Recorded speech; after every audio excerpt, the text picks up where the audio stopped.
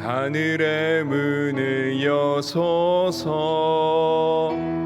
이곳을 주목하소서. 주를 향한 노래가 꺼지지 않으니 하늘을 열고 보소서. 이곳에 임재하소서. 주님을 기다립니다. 기도의 향기가 하늘에 닿으니 주여 임재하여 주소서. 이곳에 오셔서 이곳에 앉으소서. 이곳에서 드리는 예배를 받으소서. 주님의 이름이 주님의 이름만이 오직 주의 이름만 이곳에 있습니다. 밀치는 자의 소리여 이르되 너희는 광야에서 여호와의 길을 예비하라. 사막에서 우리 하나님의 대로를 평탄케 하라. 아멘. 사도신경으로 우리의 흔들리지 않는 신앙을 고백합니다. 전능하사 천지를 만드신 하나님 아버지를 내가 믿사오며 그 외아들 우리 주 예수 그리스도를 믿사오니 이는 성령으로 잉태하사 동정녀 마리아에게 나시고 본디어 빌라도에게 고난을 받으사 십자가에 못 박혀 죽으시고 장사한 지 사흘 만에 죽은 자 가운데서 다시 살아나시며 하늘에 오르사 전능하신 하나님 우편에 앉아 계시다가 저리로서 산자와 죽은 자를 심판하러 오시리라. 성령을 믿사오며 거룩한 공예와 성도가 서로 교통하는 것과 죄를 사하여 주시는 것과 몸이 다시 사는 것과 영원히 사는 것을 믿사옵나이다. 아멘. 찬송가 347장 찬양하시겠습니다. 찬송가 347장입니다.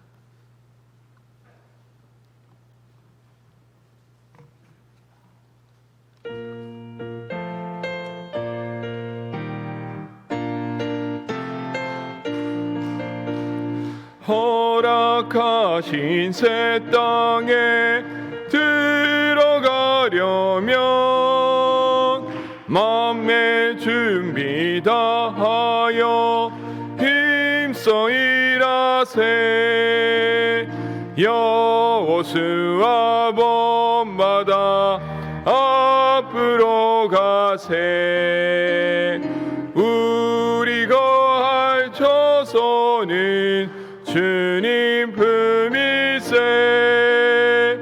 시험할 난 당해도 낙심 말고서 맘의 걱정 버리고 힘써 일하세. 여호수아 본받아 앞으로 가세. 우리 거할 조선은 주님 품일세. 앞서가신 예수님 바라보면서 모두 마음을 합하여 힘써 일하세. 여호수아 본받아 앞으로 가세. 우리 거할 조선은 주님 품일세. 일할 곳이 아직도 많이 있으니 담대하게 나가서 힘써 일하세. 가세 여호수아 본받아 앞으로 가세 우리 거할 처소니 주님 품일세. 오늘 하나님이 우리에게 주시는 말씀, 어제 큐티 본문인 사사기 21장 1절에서 15절까지의 말씀입니다. 오늘 하나님이 우리에게 주시는 말씀은 어제 큐티 본문인 사사기 21장 1절에서 15절까지의 말씀입니다. 한 절씩 교독하시겠습니다. 이스라엘 사람이 미스바에서 맹세하여 이르기를 우리 중에 누구든지 딸을 베냐민 사람에게 아내로 주지 아니하리라 하였더라. 거기서 저녁까지 하나님 앞에서 큰 소리로 울며 이르되 이스라엘 하나님 여호와여 어찌하여 이스라엘에 이런 일이 생겨서 오늘 이스라엘 중에 한 지파가 없어지게 하시나이까 하더니 이튿날 백성이 일찍이 일어나 거기에 한 제단을 쌓고 번제와 화목제를 드렸더라. 이스라엘 자손이 이르되 이스라엘 온 지파 중에 총회와 함께하여 여호와 앞에 올라오지 아니한 자가 누구냐 하니 이는 그들이 크게 맹세하기를 미스바에 와서 여호와 앞에 이르지 아니하는 자는 반드시 죽일 것이라 하였음이라. 이스라엘 자손이 그들의 형제 베냐민을 위하여 뉘우쳐 이르되 오늘 이스라엘 중에 한 지파가 끊어졌도다. 그 남은 자들에게 우리가 어떻게 하면 아내를 얻게 하리요? 우리가 전에 여호와로 맹세하여 우리 딸을 그들의 아내로 주지 아니하리라 하였도다. 또 이르되 이스라엘 지파 중 미스바에 올라와서 여호와께 이르지 아니한 자가 누구냐 하고 본즉 야베스 길리앗에서는 한 사람도 진영에 이르러 총회에 참여하지 아니하였으니 백성을 계수할 때에 야베스 길리앗 주민이 하나도 거기 없음을 보았음이라. 용사만 12,000명을 그리로 보내며 그들에게 명령하여 이르되 가서 야베스 길리앗 주민과 부녀와 어린아이를 칼로 치라. 너희가 행할 일은 모든 남자 및 남자와 잔 여자를 진멸하여 바칠 것이니라 하였더라. 그들이 야베스 길리앗 주민 중에서 젊은 처녀 400명을 얻었으니 이는 아직 남자와 동참인 일이 없어 남자를 알지 못하는 자라. 그들을 실로 진영으로 데려오니 이곳은 가나안 땅이더라. 온 회중이 림몬 바위에 있는 베냐민 자손에게 사람을 보내어 평화를 공포하게 하였더니 그때 베냐민이 돌아온지라. 이하 이스라엘이 사람이 야베스 길리앗 여자들 중에서 살려둔 여자들을 그들에게 주었으나 아직도 부족하므로 함께 읽겠습니다. 백성이 베냐민을 위하여 뉘우쳤으니 이는 여호와께서 이스라엘 지파들 중에 한 지파가 빠지게 하셨음이었더라. 아멘.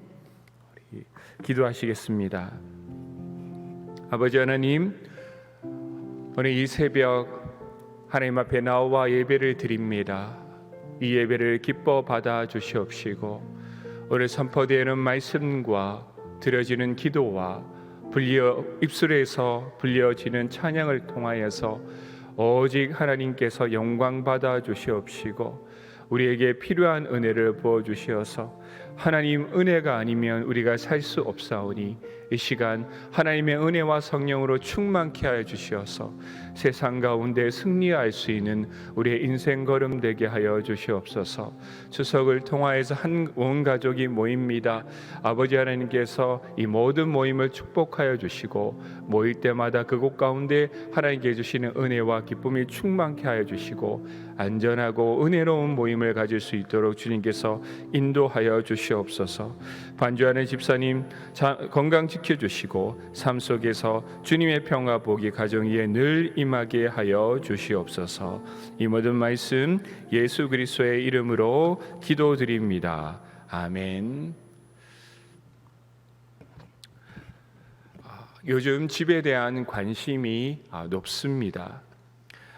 비록 그 관심이 대부분 재테크에 집중되어 있는 것이 좀 문제이기는 합니다. 그래도 시대가 흐름에 따라서 바뀐 것이 있다면 집을 바라보는 우리들의 시각이 조금씩 변하고 있다는 것을 느끼게 됩니다.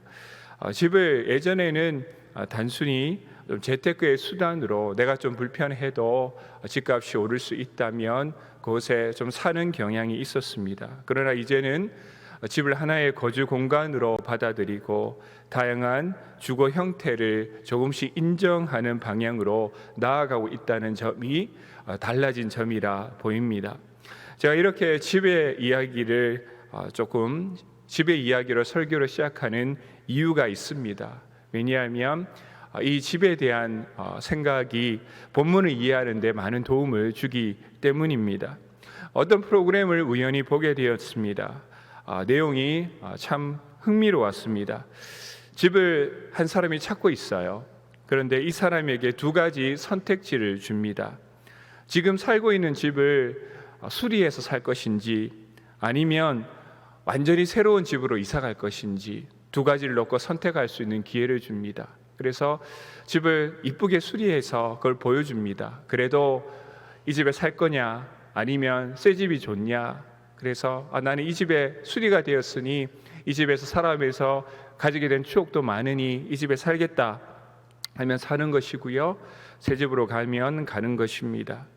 그 중에 낡은 집을 수리하는 과정이 참 흥미롭습니다. 가장 먼저 수리를 할 때 하는 것은 집을 허무는 일입니다. 낡고 이제는 바꿔야 될 부분들을 허무는 것이 첫 번째 일입니다. 벽도 허뭅니다. 싱크대도 부수고요, 창문도 뜯어냅니다. 가만히 보고 있으면 그때까지만 해도 집이 혹여나 무너지지 않을까 걱정하지만 나중에는 오히려 더 훌륭한 모습으로 바뀝니다. 이것을 보면서 하나 깨달은 것은 우리 중에 허물지 않으면 다시 세울 수 없는 것들이 있다는 사실입니다. 거짓의 영이 무너지지 않으면 진리의 영이 바로 설 수가 없습니다. 우리 안에 거짓의 영이 먼저 무너져야 진리의 영이 새롭게 서게 됩니다. 미움이 무너뜨려져야 용서하고 사랑할 수 있습니다. 하나님께서 기뻐하지 않는 그 죄악을 끊어내야지만 하나님께서 인도하시는 그 길을 걸어갈 수가 있습니다. 하나님의 은혜로 우리의 죄악이 무너질 수 있기를 주님의 이름으로 축복합니다. 그리고 그 속에서 그것으로 끝나는 것이 아니라 믿음이 굳건하게 세워질 수 있기를 주님의 이름으로 축복합니다. 그런데 어떤 집은 부분만 손대면 되지만 어떤 집은 대부분의 것을 허물어야 비로소 새롭게 재탄생되는 집도 있습니다. 사실 어느 정도까지 손봐야 될까를 결정하는 것이 참 힘든 작업입니다. 오늘 본문에서 하나님은 이스라엘을 새롭게 하는 과정과 집을 새롭게 하는 과정이 무척이나 닮아 있습니다. 하나님께서는 이스라엘의 어느 부분을 고치기를 바라셨고 어느 정도까지 회개하여야지만 하나님께서 이스라엘을 새롭게 하시는 역사가 시작될까요? 이스라엘이 가진 문제는 어느 정도 심각한 것이었고 어떻게 하면 이스라엘의 흐트러진 믿음을 다시 세울 수 있을까요? 오늘 본문 말씀을 통하여서 우리에게도 하나님께서 기뻐하지 않는 모습이 있다면 그 모든 제약된 모습을 하나님께서 허물으셨던 것처럼 우리의 제약되고 하나님 앞에 거듭되게 행하였던 것이 있다면 오늘 우리의 기도와 하나님의 말씀 앞에 선 우리의 심령을 통하여서 하나님께 주시는 은혜와 성령의 힘을 통하여서 허물어지는 역사가 있기를 주님의 이름으로 소망합니다. 뿐만 아니라 그 자리에 더 굳건하고 하나님께 주시는 소망과 은혜에 충만하여 살아가는 우리의 새로운 영이 거듭날 수 있기를 주님의 이름으로 또한 소망합니다. 오늘 먼저 살펴볼 것은 이스라엘이 가진 문제입니다. 사실은 문제는요, 그 문제를 해결해 가는 과정 안에서 무너진 영적인 상태가 드러납니다. 이스라엘도 마찬가지였습니다. 나의 영적인 상태는 어떤 문제를 갖고 있느냐에 나타나지 않습니다. 우리 모두는 문제를 갖고 있습니다. 문제 없이 살아가는 사람은 그 누구도 없습니다. 나의 영적인 상태는요, 그 문제를 어떻게 바라보느냐, 그 문제를 어떻게 풀어가느냐에 달려 있습니다. 나의 영적인 상태는 내가 예배를 어떻게 생각하느냐에 있는 것이 아니라 내가 지금 어떻게 예배를 드리고 있느냐에 나의 영적인 상태가 드러납니다. 지금 우리는 내가 겪고 있는 그 일을 믿음으로 해결하고 있나? 우리의 영적인 상태를 잘 진단하고 믿음으로 풀어나고 은혜로 승리하는 우리 모두가 되기를 주님의 이름으로 축복합니다. 이스라엘이 겪고 있는 문제는요, 회복 없는 내리막을 걷고 있는 것입니다. 어느 정도 선에서 예배를 통하여서 기도를 통하여서 영적으로 다시 회복되는 것이 아니라 이 회복 없는 끝없는 내리막을 걷고 있는 것이 이스라엘 백성이 가지고 있는 영적인 문제의 본질이었습니다. 사사기에 반복되는 패턴이 있습니다. 아마 여러분들 사사기에 대해서 설교를 들으시면서 많이 들으셨을 내용입니다. 이스라엘이 먼저 범죄합니다. 하나님의 진노로 인한 심판이 있습니다. 죄의 벌로 당하는 압제가 있습니다. 그리고 이스라엘의 회개와 간구가 이어지고 하나님의 구원, 그리고 다시 이스라엘의 범죄, 이것이 어떻게 보면 계속적으로 반복되는 것이 사사기의 역사입니다. 그러나 사사기에도 이러한 패턴의 변화가 생기는 시점이 있는데 사사돌라입니다. 사사돌라는요, 사사기에 단 한 구절만 기록되어 있는 사사입니다. 그런데 그 사사가 된 동사를 주목해 볼 필요가 있습니다.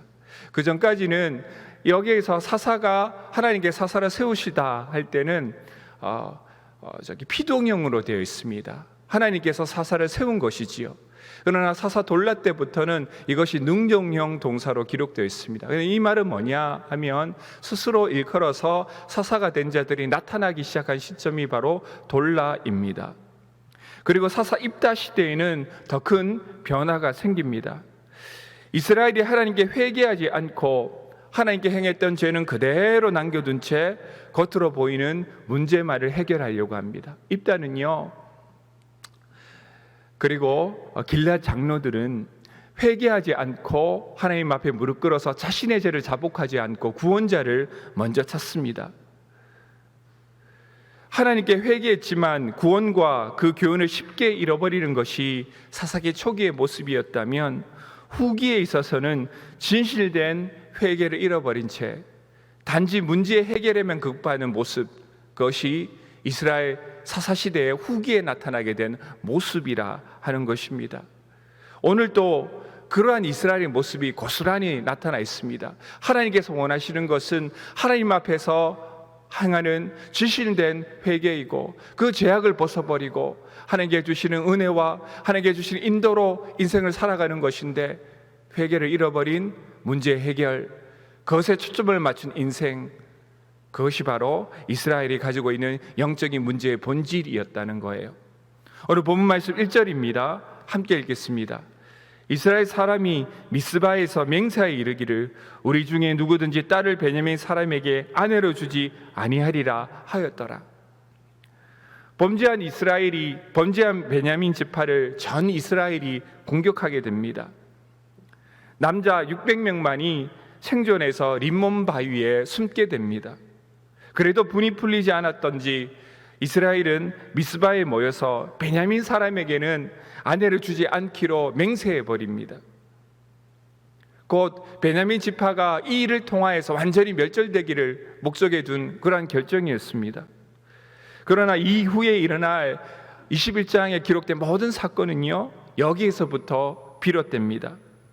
그런데 이 맹세 후에 하나 깨달은 것이 있습니다. 12지파 중에 한 지파가 없어지게 된다는 것을 비로소야 깨닫게 된 것입니다. 그리고 이스라엘은 하나님께 이렇게 원망합니다. 우리 3절 함께 읽겠습니다. 이르되 이스라엘의 하나님 여호와여, 어찌하여 이스라엘에 이런 일이 생겨서 오늘 이스라엘 중에 한 지파가 없어지게 하시나이까 하더니, 이를 해결하기 위한 방안이 있습니다. 오늘 본문 말씀 8절입니다. 함께 읽겠습니다. 또 이르되 이스라엘 지파 중 미스바에 올라와서 여호와께 이르지 아니한 자가 누구냐 하고, 본즉 야베스 길리앗에서는 한 사람도 진영에 이르러 총회에 참여하지 아니하였으니, 총회에 참여하지 아니한 지파는 죽이기로 결단하였던 그 기억이 떠오른 것입니다. 그래서 가만히 살펴보니까 야베스 길리앗 주민의 사람들은 한 명도 총회에 참여하지 않았다는 것을 발견하게 됩니다. 그리고 야베스 길리앗 주민들을 다 죽이고 처녀 400명을 마련합니다. 하나의 문제를 해결하기 위해 더 큰 죄를 저지르는 것이 바로 이스라엘의 지금 현 상황입니다. 자신의 잘못된 맹세로 생긴 문제를 다른 이의 희생을 통해 메꾸려 하는 거예요. 이것이 사사시대의 큰 아픔이었습니다. 우리도 하나님 앞에 회개하지 않고 단지 문제만 해결하려고 할 때 같은 아픔을 겪을 수가 있다는 사실입니다. 오늘 본문 말씀 15절 함께 읽겠습니다.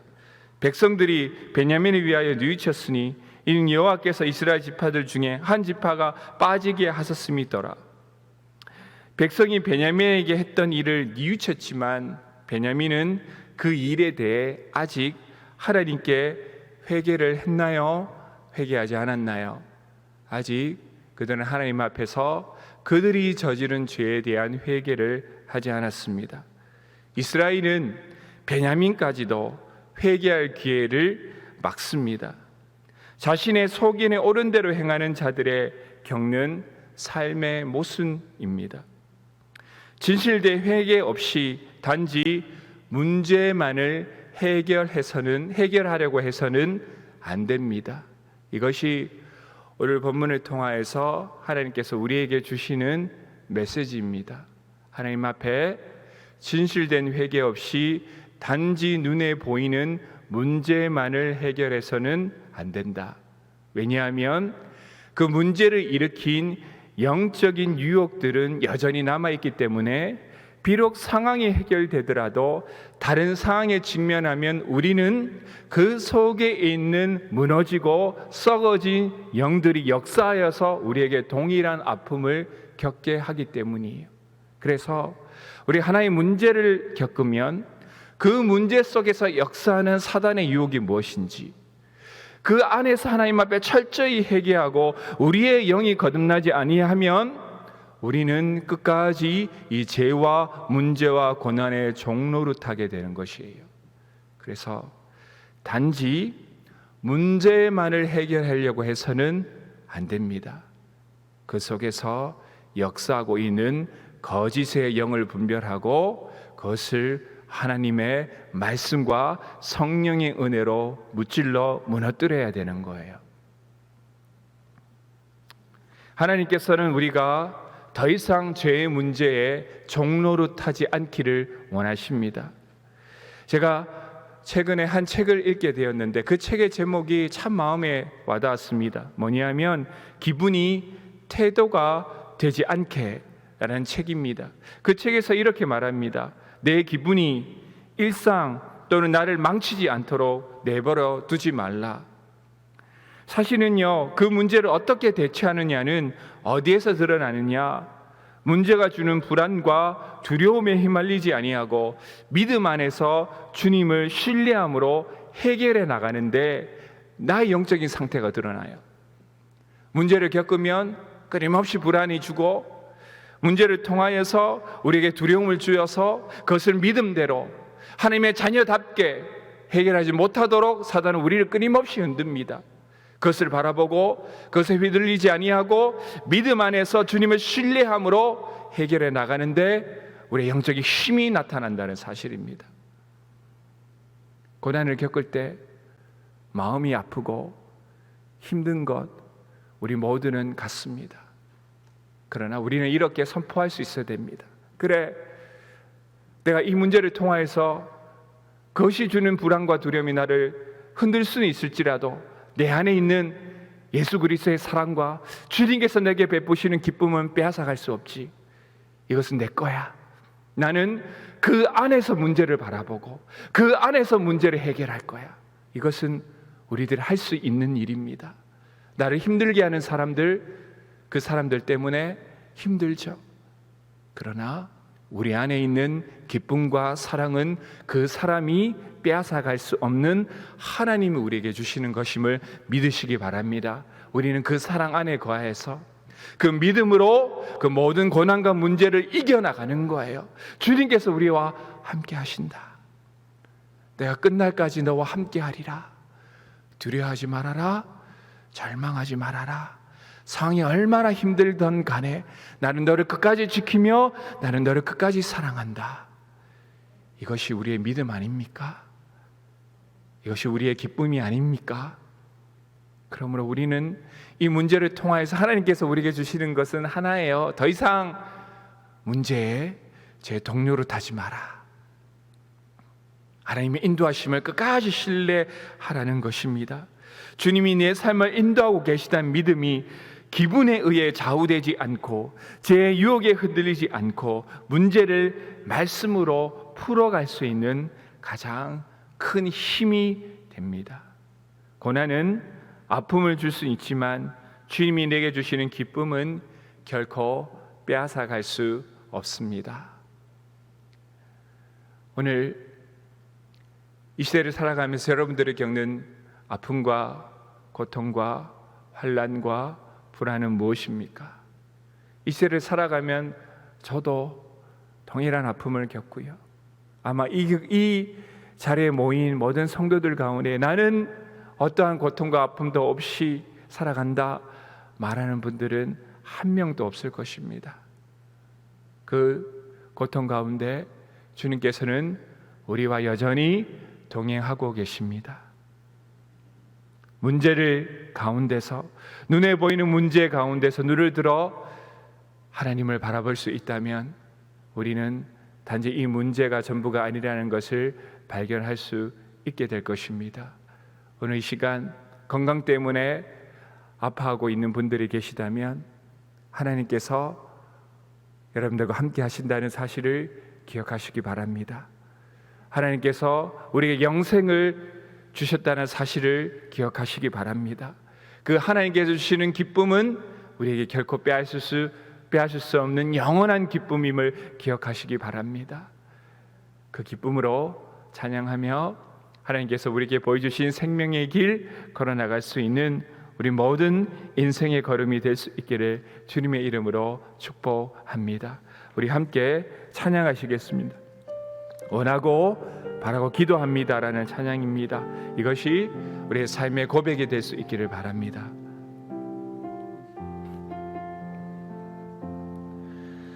이 세상을 살아가는 동안에 나의 힘을 의지할 수 없으니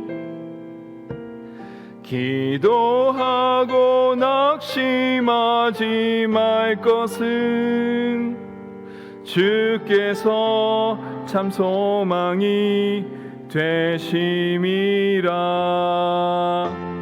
하나님의 꿈이 나의 비전이 되고 예수님의 성품이 나의 인격이 되고 성령님의 권능이 나의 능력이 되길 원하고 바라고 기도합니다.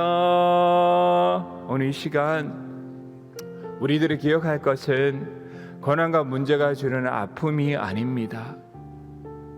우리가 더욱더 마음을 쓰고 주목할 것은요, 하나님께서 우리에게 주신 기쁨입니다. 하나님께서 우리와 함께 하신다는 그 은혜입니다.